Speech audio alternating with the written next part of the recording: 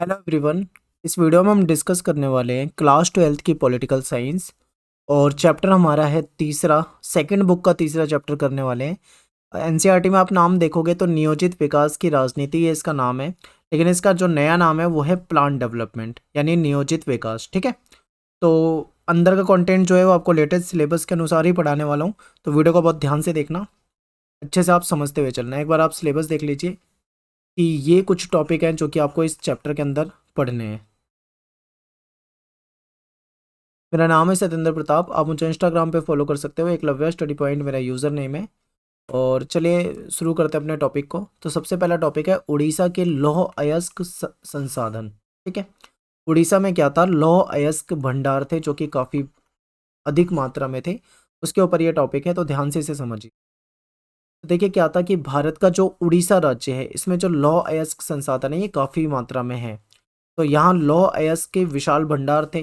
जब इस्पात की मांग बढ़ी तो निवेश के आधार पे उड़ीसा जो था एक महत्वपूर्ण राज्य बनकर उभरा, क्योंकि इसके पास संसाधन थे। तो उड़ीसा की सरकार ने सोचा क्यों ना हम इस जरूरत को पूरा करें, यानी जो ये जरूरत है इस्पात की उसको हम पूरा कर सकते हैं। तो इन्होंने लौह इस्पात की मांग को पूरा करना चाहा सरकार ने। ठीक है, सरकार ने ये सोचा कि इसके लिए अंतर्राष्ट्रीय इस्पात निर्माताओं और राष्ट्रीय इस्पात निर्माताओं के साथ मिलकर काम करेंगे, और उनके साथ इन्होंने सहमति पत्र पे हस्ताक्षर भी कर लिए। सरकार ये सोच रही थी कि इस कदम से उड़ीसा में पूंजी निवेश भी हो जाएगा और उड़ीसा के जो लोग हैं उनको रोजगार भी मिल जाएगा। ठीक है, सरकार का जो सोचना था वो ये था। लेकिन वहां पे रहने वाले जो आदिवासी लोग थे उनके मन में डर था। वो डर क्या था, आदिवासियों को ये डर लग रहा था कि जब उद्योग आ जाएंगे, ठीक है, तो ऐसे में आदिवासियों के जो जंगल हैं, जो जमीन है, वो उनसे छिन जाएंगे। ऐसे में इनको विस्थापित होना पड़ेगा, यानी कि अपने जंगल वगैरह को छोड़कर कहीं और विस्थापन होना पड़ेगा, कहीं और जाना पड़ेगा। तो इसलिए आदिवासी लोग जो थे वो डरे हुए थे।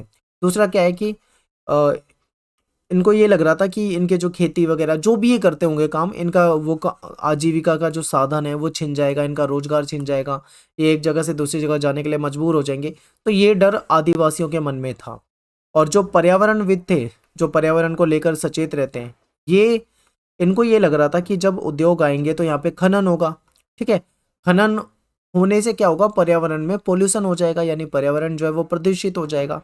तो अब ऐसे में देखिए क्या है, उड़ीसा की सरकार जो थी वो ये सोच रही थी कि क्योंकि इसका विरोध भी होने लगा था, उड़ीसा की सरकार को ये सोचना पड़ रहा था कि अगर उसके पास संसाधन है और वो बाहरी निवेश नहीं करवाती है, मान लो निवेश नहीं होता, उद्योग नहीं लगाए जाते, तो ये एक गलत मिसाल भी बनेगी कि कहेंगे कि भाई इनके पास संसाधन भी है लेकिन फिर भी उसका इस्तेमाल नहीं कर रहे, और उड़ीसा जो है एक गरीब राज्य है। ठीक है, और अगर उसका इस्तेमाल करते हैं तो फिर ये समस्या आ जाती है कि आदिवासी विरोध करते हैं, पर्यावरणविद जो है वो विरोध करते हैं, तो एक समस्या आ रही थी यहाँ पे। ठीक है, आगे देखते हैं क्या हुआ। उद्योग को लेकर फिर राजनीतिक टकराव हो गया। तो राजनीतिक टकराव था क्योंकि भाई अलग अलग तरह के लोग अलग अलग तरह की बातें कर रहे थे। तो ये उसमें बातें चली कि कभी भी कोई फैसला अगर सरकार को लेना चाहिए तो उसमें कुछ बातों को ध्यान रखना चाहिए, कुछ बातों को कंसिडर करना चाहिए। जैसे कि देखिए क्या ये कहा गया कि कोई भी फैसला लेने से पहले जो एक्सपर्ट होते हैं उनकी सलाह लेना जरूरी है। ठीक है, कि सरकार अगर कभी भी कोई भी फैसला ले तो उसमें एक्सपर्ट की सलाह ले ले एक बार। फिर क्या है कि जो अर्थशास्त्री होते हैं या जो पर्यावरणविद होते हैं इनकी भी सलाह ले लेनी चाहिए। फिर जनता जो है वहाँ पे जनता से भी पूछा जाना चाहिए। ठीक है, जनता को भी शामिल किया जाना चाहिए। और अंतिम फैसला जो होगा वो तो फिर पॉलिटिशियन जो होते हैं वही लेंगे। यानी कि कुछ इन बातों को कंसीडर करना चाहिए, यानी मानना चाहिए पहले से। ठीक है, मान लो सरकार क्या करती है, फैसला ले लेती है कि भाई यहाँ पे उद्योग लगाया जाएगा, आदिवासी हो तो उससे आदिवासी लोगों को विस्थापन होगा। लेकिन सरकार अगर उनको पहले से समझा देती है कि यहाँ पे उद्योग आएंगे तो तुम्हें ये बेनिफिट होगा, यहाँ पे रोजगार मिलेगा, यहाँ पे खनन होगा। ठीक है, आपको अगर मान लो आपकी जमीन जा भी रही है तो आपको दूसरी जगह पे विस्थापित कर दिया जाएगा, आपको मुआवजा दे दिया जाएगा। मतलब पहले से ये सारी चीजें कर लेनी चाहिए, ये कहा जा रहा है यहाँ पे। ठीक है, आगे देखिए। पोस्को प्लांट ये कंपनी है, पोस्को प्लांट जो है इस पर ग्रामीण लोगों का विरोध प्रदर्शन। पोस्को प्लांट एक कंपनी थी, इसके खिलाफ लोगों ने क्या करा, विरोध किया। क्यों करा, तो देखिए भुवनेश्वर जगत सिंह जिले में कोरियाई कंपनी थी पोस्को इंडिया। ठीक है, इस्पात संयंत्र, इसका विरोध किया गया। क्यों, क्योंकि लोग जो थे इसके आने से विस्थापित हो रहे थे, उनको विस्थापन का शिकार होना पड़ रहा था, इसलिए लोग क्या थे, इसका विरोध कर रहे थे। मांग क्या थी लोगों की? मांग ये थी कि सरकार जो है इस कंपनी से जो उन्होंने सहमति पत्र पे हस्ताक्षर करे हैं उसको रद्द कर दे, ठीक है, यानी कैंसिल कर दे। ये लोगों की मांग थी। अब बात करेंगे विकास, ठीक है। विकास का अर्थ क्या होता है इसे समझेंगे। तो देखिए, विकास का मतलब होता है आर्थिक समृद्धि, यानी हम आर्थिक रूप से मजबूत हो जाएं, और आर्थिक सामाजिक न्याय ये भी होना चाहिए, यानी सामाजिक न्याय भी होना चाहिए, ठीक है। ये होता है विकास का अर्थ।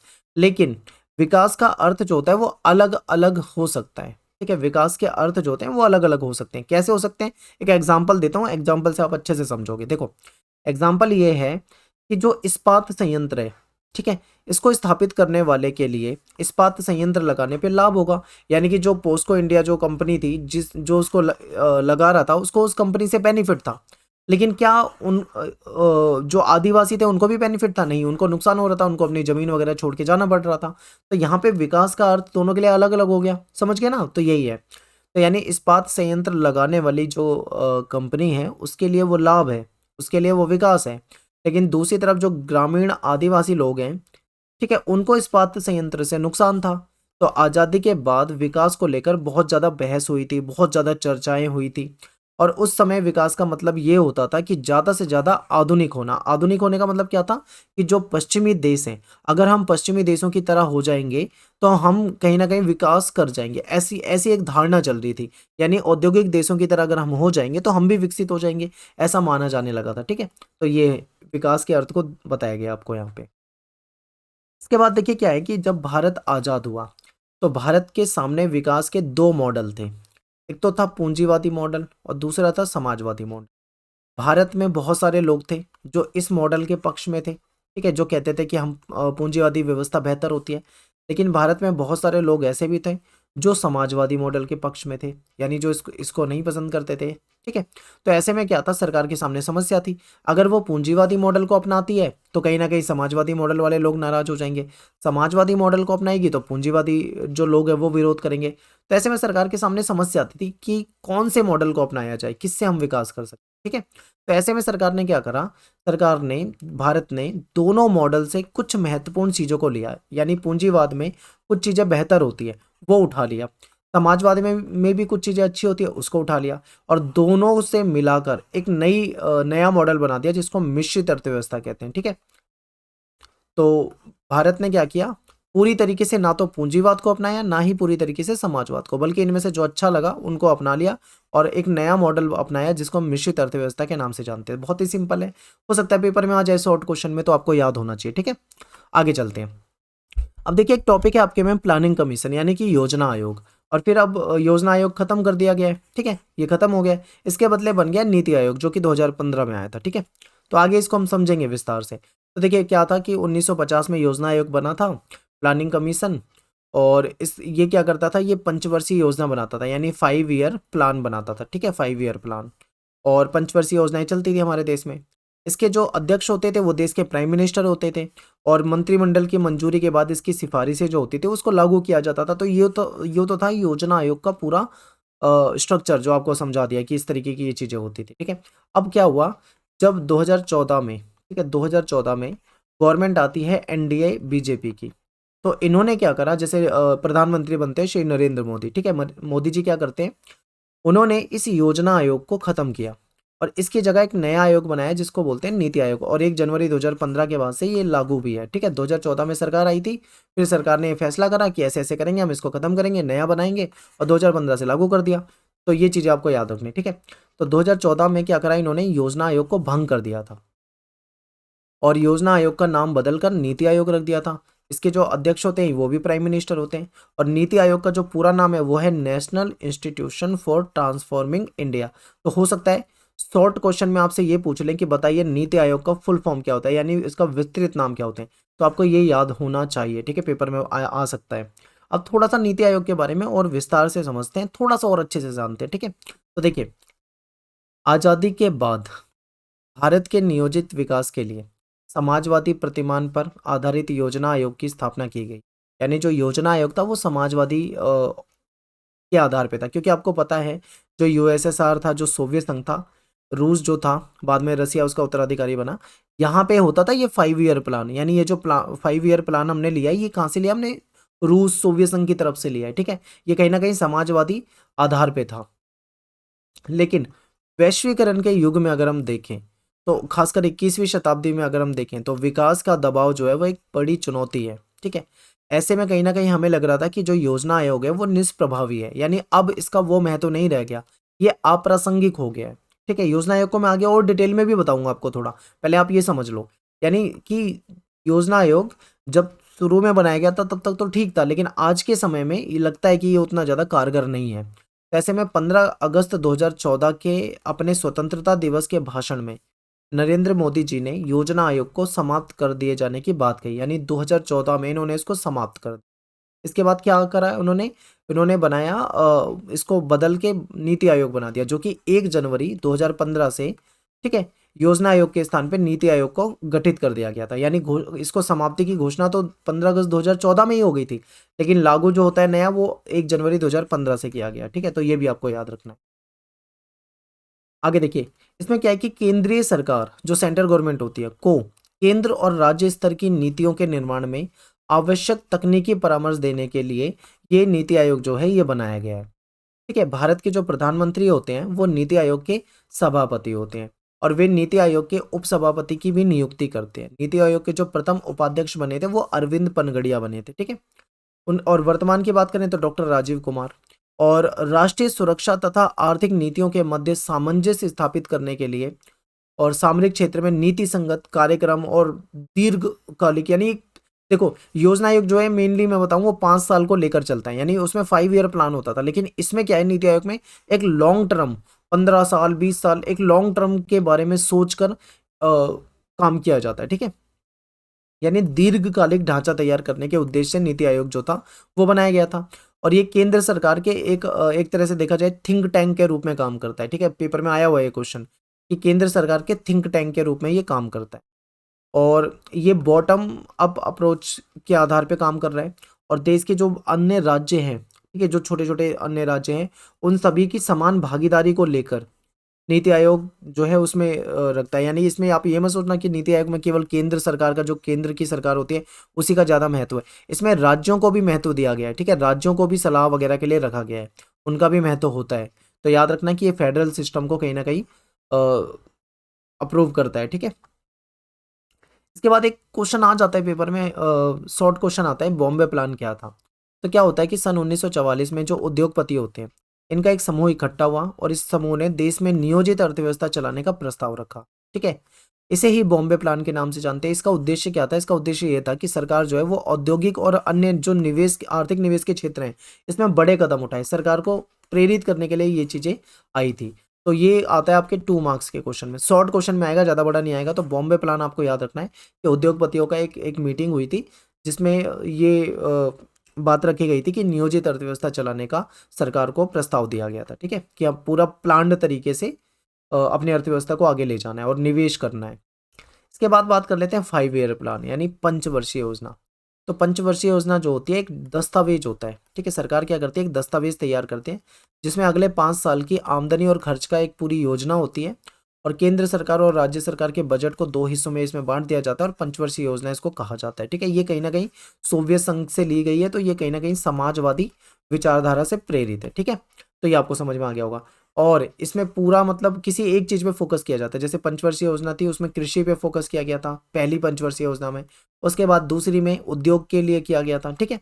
किसी एक चीज को टारगेट बना के उसको विकसित करने की का काम होता है इसमें। तो इसमें कुछ बजट वगैरह की बात करें तो 2 तरह के बजट बना दिए जाते हैं, योजना व्यय हो, गैर योजना व्यय हो। देखिए ये मैं आपको बता रहा हूँ बट ये पेपर में नहीं आएगा क्योंकि योजना आयोग जो है वो खत्म हो चुका है, ठीक है। वो तो आपकी एनसीईआरटी में दिया हुआ है, तो मैं आपको थोड़ा मोड़ा बता रहा हूँ। मेन चीज आपका फोकस जो होना चाहिए वो नीति आयोग पे होना चाहिए। नीति आयोग अभी आया है और नीति आयोग से क्वेश्चन आते हैं पेपर में, तो ये आपको चीज ध्यान रखनी है, ठीक है। चलिए आगे चलते हैं, अब समझते हैं थोड़ा सा पंचवर्षीय योजना को। पंचवर्षीय योजना में हम केवल 2 पंचवर्षीय योजना को पढ़ेंगे, इसके बारे में समझेंगे और फिर आगे टॉपिक को करेंगे। तो पहली पंचवर्षीय योजना की बात करें तो ये 1951 से 56 में आई थी, यानी 5 साल के लिए। और दूसरी पंचवर्षीय योजना थी ये 1956 से 61 में आई थी, ठीक है। ये 2 पंचवर्षीय योजना हो गई, पहली और ये दूसरी। पहली पंचवर्षीय योजना जो थी इसमें कृषि पे ज़्यादा ध्यान दिया गया था, फोकस जो था वो एग्रीकल्चर पे था। सेकंड जो थी वो उद्योग पे था, यानी इंडस्ट्री पे ज़्यादा ध्यान दिया गया था सेकंड पे। इसके ये जो पहली पंचवर्षीय योजना है इसमें के एन राज का मॉडल था। के एन राज जो थे इसके प्रमुख थे, इन्होंने मॉडल दिया था। इन्होंने क्या मॉडल दिया था? इनके सामने समस्या थी वो थी गरीबी से निकालना, यानी जनता को गरीबी से निकाला जाए। तो इसके लिए इन्होंने क्या बोला, इन्होंने ये कहा के एन राज ने कि शुरू में हमें अपनी जो विकास की चाल है वो धीमी रखनी है, यानी हमें धीमे धीमी गति से विकास करना है, ठीक है, आराम आराम से। और दूसरी तरफ देखें तो दूसरा जो पंचवर्षीय योजना था वो पीसी महालनोबिस ने दिया था। इसमें इन्होंने क्या करा था, जैसे पहली पंचवर्षीय योजना में उद्योग में ध्यान दिया गया था, ऐसे इसमें ओ सॉरी पहली में कृषि पे ध्यान दिया गया था, तो दूसरी में उद्योग में दिया गया था। तो इन्होंने कहा था कि औद्योगिकरण होना चाहिए, यानी भारी उद्योगों की स्थापना की जानी चाहिए, ठीक है। पहली पंचवर्षीय योजना में कहा गया था कि धीमी गति से विकास करना है, लेकिन दूसरी पंचवर्षीय योजना में ये बात नहीं मानी गई। इन्होंने कहा कि तेज गति से विकास करना है। पहली पंचवर्षीय योजना के समय में बांध, सिंचाई, भाखड़ा नांगल जैसी बड़ी-बड़ी परियोजना, भूमि सुधार, इन सब चीज़ों पे ज़्यादा जोर दिया। वहीं दूसरी पंचवर्षीय योजना की बात करें तो उसमें देसी उद्योगों का संरक्षण कैसे किया जाए, बाहर से जो आने वाली जो आयात होने वाली चीज़ें उस पे ज़्यादा टैक्स लगा दो ताकि लोग देश के जो उद्योग है उनसे बनी हुई चीज़ों को लें। बिजली, रेलवे, इस्पात, संचार, इन सब पे ज़्यादा ध्यान दिया गया। तो मैंने दोनों पंचवर्षीय योजना के बारे में आपको डिटेल में यहाँ पे समझा दिया है। इतना ही आपको समझना है, इससे ज़्यादा नहीं समझना, ठीक है? क्योंकि पेपर में बहुत कम चांस है, टॉपिक एक तरह से ज़्यादा आता नहीं है अब, ठीक है। अब बात करेंगे पूंजीवादी मॉडल और समाजवादी मॉडल। तो आपको याद होगा मैंने स्टार्टिंग में ही बताया था कि देश के सामने दो मॉडल थे, एक पूंजीवादी और एक समाजवादी। तो कुछ लोग जो थे वो पूंजीवादी मॉडल के सपोर्ट में थे, कुछ समाजवादी मॉडल के सपोर्ट में थे। तो हमारी सरकार ने ना तो पूंजीवाद को अपनाया ना ही समाजवाद को, बल्कि इसमें से कुछ अच्छी चीज़ें निकाली, इसमें से कुछ अच्छी चीज़ें निकाली और उससे मिला के एक मिश्रित अर्थव्यवस्था को अपनाया, यानी अलग मॉडल अपनाया, ठीक है। तो ये मैंने आपको समझा दिया था, लेकिन थोड़ा सा पूंजीवाद को भी समझ लो, थोड़ा सा समाजवाद को भी समझ लो, क्योंकि यहाँ से भी क्वेश्चन बन जाते हैं।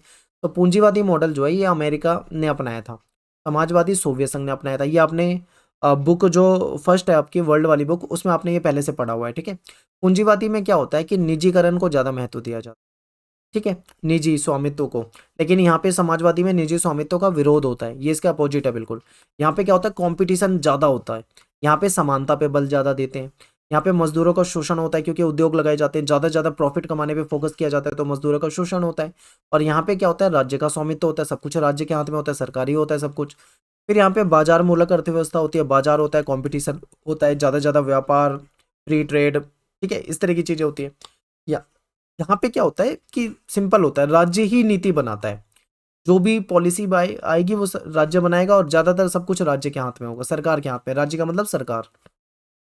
यहाँ पे ज़्यादा से ज़्यादा व्यापार पे ध्यान दिया जाता है और ज़्यादा से ज़्यादा पैसा कमाने पे ध्यान दिया जाता है, ठीक है। तो ये है। और समाजवादी मॉडल की बात करें तो जो नेहरू जी थे वो समाजवाद के बहुत ज़्यादा समर्थक थे। तो ये दोनों के बारे में थोड़ा थोड़ा आपको समझाया है, इतना ही आपको समझना है, इससे ज़्यादा आपको डीप में नहीं जाना है। अब बात करते हैं केरल मॉडल। ये इंपॉर्टेंट है क्योंकि ये पेपर में आया हुआ क्वेश्चन है, कई बार रिपीट होता है। तो केरल में विकास के लिए, ठीक है, जो मॉडल अपनाया गया था विकास और नियोजन के लिए, जो मॉडल अपनाया गया उसको केरल मॉडल कहते हैं, ठीक है। केरल में क्या होता है कि शिक्षा, स्वास्थ्य, भूमि सुधार, कारगर खाद्य वितरण, यानी जो खाद्यान्न वितरण होता है, और गरीबी उन्मूलन, इसके लिए एक योजना बनाई गई, एक पूरा मॉडल चलाया गया, ठीक है, जिससे कि यहाँ पे बेनिफिट हुआ इनको। और यहाँ पे साक्षरता भी देखी जाए तो 100% है, सबसे ज़्यादा पढ़े लिखे जो साक्षर लोग हैं वो यहीं पे हैं। तो इसी को केरल मॉडल के नाम से हम जानते हैं। इसके बाद देखिए, ये मैं आपको स्टार्टिंग में ही समझा चुका हूँ, वैसे निजी क्षेत्र बनाम सार्वजनिक क्षेत्र। तो आपको पता है कि भारत के सामने विकास के दो मॉडल थे, पूंजीवादी और समाजवादी, लेकिन भारत ने इन दोनों को ना अपना के इनसे कुछ चीज़ों को लेकर मिश्रित अर्थव्यवस्था अपनाई थी। ये पूरा का पूरा मैं आपको स्टार्टिंग में ही समझा चुका हूँ, इसे ज़्यादा डीप नहीं समझना, इतना ही इनफ है। अब समझो यहाँ से कुछ टॉपिक बनते हैं। जैसे कि देखो क्या हुआ कि कुछ सरकार ने कुछ क्षेत्रों को निजी हाथों में रखा और कुछ क्षेत्रों को सरकारी हाथों में रखा, ठीक है। जैसे खेती, किसानी, व्यापार, उद्योग का बड़ा भाग जो था वो निजी हाथों में चला गया था। लेकिन जो भारी उद्योग हो गए या व्यापार के जो नियम बनाना हो गया, कृषि का बड़ा क्षेत्र हो गया, ठीक है, ये सब राज्य के यानी सरकार के हाथों में। तो ये जो मिला-जुला मॉडल अपनाया था हमने, जो मिश्रित अर्थव्यवस्था अपनाई थी, इसकी आलोचना हुई। आलोचना किसने करी? दक्षिणपंथी संगठन थे उन्होंने भी करी, और जो वामपंथी संगठन थे इन्होंने भी करी। दोनों तरह के संगठनों ने इसकी खूब आलोचना की, ठीक है। अब समझते हैं आलोचकों ने क्या बोला। तो जो आलोचक थे इन्होंने कहा कि सरकार ने निजी क्षेत्र को ज़्यादा जगह नहीं दी, ठीक है। वो चाहते थे कि ज़्यादा जगह मिले निजी क्षेत्रों को। तो इनका ये कहना था कि निवेश के लिए लाइसेंस प्रणाली गलत है, यानी कि जो लाइसेंस प्रणाली थी तो व्यापार करना टफ था। बाहरी कंपनियां तो आकर भारत में व्यापार करेंगे तो बहुत मुश्किल प्रोसेस बना रखा था। ठीक है, तो ये जो लाइसेंसिंग प्रणाली थी इसका विरोध किया गया। परमिट प्रणाली जो परमिशन लेनी होती थी इसको गलत किया गया, इसका विरोध किया गया। निजी पूंजी की राह में कई सारे रोड़े अटकाए गए, ताकि मतलब कहीं ना कहीं समाजवाद को ज़्यादा महत्व दिया जा रहा है, इस ऐसा इनको लग रहा है, इसीलिए इसका विरोध कर रहे हैं। फिर घर जो घरेलू बाजार में बनने वाली जो चीज़ें हैं उसके आयात पर बाधा लगाई, जो कि गलत थी। ठीक है, और बाजार में प्रतिस्पर्धा नहीं रही, बाजार में कोई कंपटीशन नहीं रहा, भ्रष्टाचार बढ़ा। और यहाँ पे एक चीज़ ये है कि देखिए क्या होता था कि जो एक तरह से यहाँ पे ये पॉइंट थोड़ा सा गलत लग रहा है, होता क्या था कि जो बाहर से आने वाली चीज़ें होती थी, बाहर से जो हम आने वाली चीज़ थी उस पे आयात करने पे ज़्यादा टैक्स लगा दिया था सरकार ने। तो बाहर की जो चीज़ें हमारे देश में आएंगी तो वो क्या होंगी, महंगी मिलेगी, तो लोगों को नहीं खरीदेंगे लोग उसे ज़्यादा। इसलिए सरकार ने क्या करा, संरक्षणवाद की नीति अपनाई, ताकि लोग देश में बने हुए उद्योगों से जो चीज़ बनी है उसको ज़्यादा खरीदें। तो कहीं ना कहीं ये ना एक गलत पॉइंट आप इसे कह सकते हो। इससे पता है क्या था, इससे एक नुकसान था कि जब देसी उद्योगों पे हम निर्भर हो जाएंगे, बाहर की चीज़ों को ज़्यादा उस पर ज़्यादा प्रतिबंध लगाया जाएगा, तो उससे कंपटीशन खत्म हो जाएगा। जब बाजार में कंपटीशन खत्म हो जाएगा तो मोनोपोली चलेगी, एक दो कंपनियां होंगी, वो उन्हीं का सब कुछ चलेगा। तो इससे कहीं ना कहीं प्राइस भी बढ़ जाते हैं, क्वालिटी पे भी कोई ज़्यादा ध्यान नहीं देता, तो ये कुछ पॉइंट बन जाते हैं। ठीक है, तो ये आपको ध्यान रखने हैं। इसके बाद एक टॉपिक आता है हरित क्रांति। अब देखिए अभी तक मैंने आपको जो पढ़ाया है यहाँ से बहुत कम चांस होते हैं क्वेश्चन आने के, केवल नीति आयोग से क्वेश्चन पूछ लिया तो पूछ लिया। लेकिन अब मैं जो आपको बता रहा हूँ हरित क्रांति, इसके बहुत ज़्यादा चांस है, ये सबसे ज़्यादा पूछे जाने वाला क्वेश्चन है इस चैप्टर का, और इसको बिल्कुल ध्यान से समझना। देखिए क्या था, देश में ना खाद्यान्न संकट चल रहा था। क्या हुआ कि अकाल पड़ गया था, बारिश हुई नहीं, मानसून असफल हुआ, खाद्यान्न संकट हो गया, गरीबी देश में वैसे ही बहुत ज़्यादा थी। तो ऐसे में सरकार को जनता के लिए कुछ करना था, खाद्यान्न संकट से निपटना था। तो ऐसे में सरकार एक पॉलिसी लेकर आई, एक ये आप कार्यक्रम कह सकते हो उसको। ठीक है, एक जिसको हम हरित क्रांति के नाम से जानते हैं। तो समझिए ये क्यों हुआ। देखिए खाद्यान्न संकट के कारण देश पर बाहरी दबाव पड़ने की आशंका जो थी वो बढ़ गई थी। भारत जो है वो विदेशी खाद्य सहायता पे, हमने अमेरिका से हमें गेहूं वगैरह लेना पड़ रहा था। ठीक है, तो बाहरी जो खाद्य सहायता है भारत इस पे निर्भर हो गया था। खासकर जो यूएसए है इसके इस पे ज़्यादा हम निर्भर हो गए थे। तो अमेरिका ने इसके बदले में भारत पर अपनी जो आर्थिक नीति है इसको बदलने के लिए जोर डाला कि भाई तुम बदलो। तो ऐसे में कहीं ना कहीं हमें नुकसान वैसे ही हो रहा था। तो सरकार ने क्या किया, खाद्य सुरक्षा को सुनिश्चित करने के लिए कृषि की एक नई रणनीति अपनाई, एक नई स्ट्रैटेजी अपनाई। सरकार को पता था कि हमारे पास खाद्यान्न ज़्यादा नहीं है, हम अमेरिका पे निर्भर हो रहे हैं, तो उससे क्या हो रहा है, अमेरिका दबाव बना रहा है। तो सरकार ने सोचा कि हमें अपने लेवल पे कुछ ऐसी पॉलिसी लेकर आनी है जिससे कि जो ये स्थिति है सुधार आ जाए इसमें। ठीक है, तो सरकार ने क्या करा, सरकार एक रणनीति, एक स्ट्रेटजी अपनाई सरकार ने कि जो इलाके या जो किसान खेती के मामले में पिछड़े थे उनको शुरू शुरू में सरकार ने ज़्यादा सहायता करी। ठीक है, ज़्यादा सहायता के लिए अगर किसानों को मान लो पानी मिल जाए सिंचाई के लिए, ठीक है, उनको अच्छे बीज मिल जाएं, उनको उर्वरक मिल जाए, उनको खाद मिल जाए, उनको सारी चीज़ें मिल जाएं, अगर वो मन लगाकर खेती करेंगे तो कहीं ना कहीं खाद्यान्न संकट से निपट पाएंगे। तो सरकार ने उन पे फोकस करा शुरू में। देखिए शुरू में सरकार ने उन पे फोकस करा जो इलाके खेती के मामले में पिछड़े थे, लेकिन बाद में सरकार को ऐसा महसूस हुआ कि अगर हम पिछड़ों पे ज़्यादा ध्यान देंगे तो उतना ज़्यादा बेनिफिट नहीं हो पाएगा। ठीक है, तो बाद में सरकार ने इस नीति को छोड़ दिया। सरकार ने क्या करा, अब उन इलाकों पे ज़्यादा फोकस किया, ज़्यादा संसाधन लगाए जहाँ पे सिंचाई की सुविधा पहले से मौजूद थी और जहाँ पे किसान जो थे समृद्ध थे। अगर समृद्ध किसानों को ज़्यादा फैसिलिटी दे दी जाए तो वो कम समय में ज़्यादा कहीं ना कहीं खाद्यान्न संकट को दूर करने में अपनी भूमिका निभा सकते हैं। तो ऐसे में सरकार ने बाद में इन पे भी फोकस किया। तो इस नीति के पक्ष में ये दलील दी गई कि जो पहले से ही सक्षम है वे कम समय में उत्पादन जो है उसकी रफ्तार को तेज कर देंगे। तो सरकार ने क्या करा, अच्छी क्वालिटी के बीज, अच्छी क्वालिटी के उर्वरक, कीटनाशक और बेहतर सिंचाई सुविधा बहुत कम मूल्य पे उपलब्ध करा दिया। और सरकार ने ये गारंटी भी दे दी कि तुम फसल उगाओ, हम एक अच्छी कीमत पे उसको खरीद भी लेंगे तुमसे। ठीक है, तो ये जो स्ट्रैटेजी अपनाई थी इसी को हरित क्रांति के नाम से जानते हैं। ठीक है, तो हरित क्रांति से के कुछ फायदे भी हुए और कुछ नुकसान भी हुए। तो क्वेश्चन कई बार ऐसे पूछ लेते हैं कि बताइए हरित क्रांति के क्या लाभ थे। या इसके सकारात्मक प्रभाव बताइए या नकारात्मक प्रभाव बताइए, ठीक है, कैसे भी पूछ सकते हैं। तो देखिए, सबसे पहले इसके लाभ देखते हैं, यानी कि सकारात्मक। तो इससे क्या हुआ कि जो गेहूं की जो पैदावार थी वो बढ़ गई। पंजाब में, हरियाणा में, पश्चिमी उत्तर प्रदेश में ये इलाके जो थे काफ़ी ज़्यादा समृद्ध हो गए, काफ़ी ज़्यादा यहाँ पे फसल हुई, ठीक है। ये तो इसके फायदे थे सकारात्मक, लेकिन इसके कुछ नेगेटिव भी पड़े, यानी कि कुछ नकारात्मक, कुछ हानिकारक प्रभाव भी थे। जैसे कि गरीब किसान और बड़े भूस्वामी के बीच में अंतर हो गया, यानी जो गरीब किसान था वो ज़्यादा गरीब हो गया, बड़े किसान जो थे, जो भूस्वामी थे वो अमीर हो गए, इनके बीच में खाई उत्पन्न हो गई, ठीक है। वामपंथी संगठनों को मौका मिल गया, उन्होंने किसानों को लामबंद करना शुरू कर दिया, किसानों को भड़काना शुरू कर दिया, ये हो गया। अब एक चीज़ और है कि यहाँ पे क्या है कि कुछ किसानों को तो बहुत ज़्यादा लाभ हुआ, लेकिन कुछ सभी किसानों को नहीं हुआ, ठीक है, एक ये पॉइंट। दूसरा, कुछ ही राज्यों को फायदा हुआ, पंजाब, हरियाणा, पश्चिमी उत्तर प्रदेश, बाकी सब जगह फायदा नहीं हुआ। तो ये भी आप नकारात्मक पॉइंट में लिख सकते हो, ठीक है। अब बात करते हैं श्वेत क्रांति की। तो देखिए, मिल्क मैन ऑफ इंडिया के नाम से फेमस है वर्गीज कुरियन, आता है पेपर में, ये क्वेश्चन बहुत पूछते हैं। तो जो मिल्क मैन ऑफ इंडिया, इनको क्यों कहा जाता है वर्गीज कुरियन को? क्योंकि इन्होंने गुजरात में एक सहकारी दुग्ध एवं विपणन परिसंघ की विकास कथा में केंद्रीय भूमिका निभाई थी। यानी जो आप अमूल सुनते हो, अमूल दूध, ये अमूल की शुरुआत जो है वो वर्गीज कुरियन ने की थी। और अमूल की शुरुआत कहाँ से हुई थी? गुजरात।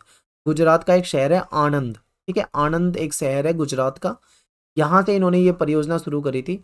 और इसमें 25 लाख जो दूध उत्पादक थे उनको जोड़ दिया था। ये एक आंदोलन की तरह देखो आप इसे, कि इन्होंने क्या करा, दूध उत्पादन जो लोग थे उनको जोड़ा एक जगह से, और फिर वहाँ से दूध से बनी हुई चीज़ें जो थी वो दूसरी जगह पे सप्लाई होने लगी, ठीक है। आप पैकेट में जो दूध लेते हो, तो ये कहीं ना कहीं अमूल की शुरुआत थी, ठीक है। और इसके बाद क्या हुआ, जो जो लोग इस आंदोलन से जुड़े तो उनको रोजगार भी मिला, ठीक है, उनको बेनिफिट भी मिला। तो कहीं ना कहीं अमूल जो है एक बड़ा आंदोलन साबित हुआ, और इससे लोगों को काफ़ी बेनिफिट हुआ, ठीक है। तो इसको हम श्वेत क्रांति के नाम से जानते हैं। 1970 में क्या हुआ, ऑपरेशन फ्लड के नाम से एक ग्रामीण विकास कार्यक्रम शुरू हुआ था। ऑपरेशन फ्लड के अंतर्गत सहकारी दूध उत्पादक जो थे उनको एक राष्ट्रव्यापी मंडी, विपणन केंद्र का मतलब होता है एक मंडी, आप समझ लो, एक मतलब एक बाजार से इनको जोड़ दिया गया। और ये केवल डेयरी कार्यक्रम नहीं था, इसमें इसमें क्या होता था कि डेयरी के काम को विकास के एक माध्यम के रूप में अपनाया गया, ताकि जो गांव के लोग हैं उनको रोजगार मिल सके, उनको अवसर मिल सके, ठीक है, उनकी जो आय है, जो उनकी इनकम है वो बढ़ाई जा सके, गांव की जो गरीबी है उसको दूर किया जा सके। तो केवल मतलब इसका डेयरी कार्यक्रम नहीं था, बल्कि ये बड़े लेवल पे इसके उद्देश्य थे। और सहकारी जो दूध उत्पादक थे इनकी सदस्य संख्या लगातार बढ़ती गई। इसमें क्या था, महिलाएं जो थी उनको भी शामिल किया गया था, तो महिलाओं की भी संख्या बढ़ी थी। तो कहीं ना कहीं इससे बहुत ज़्यादा बेनिफिट हुआ था, ठीक है। और ये एक बहुत मतलब गुजरात के आनंद से शुरू हुआ था, लेकिन पूरे देश में इसका फैलाव हो गया था, वो चीज़ें फैलने लगी थी, ठीक है। तो इंपॉर्टेंट है। तो यहाँ पे जो अपना ये चैप्टर है, चैप्टर 3, ये यहाँ पे कंप्लीट हो जाता है।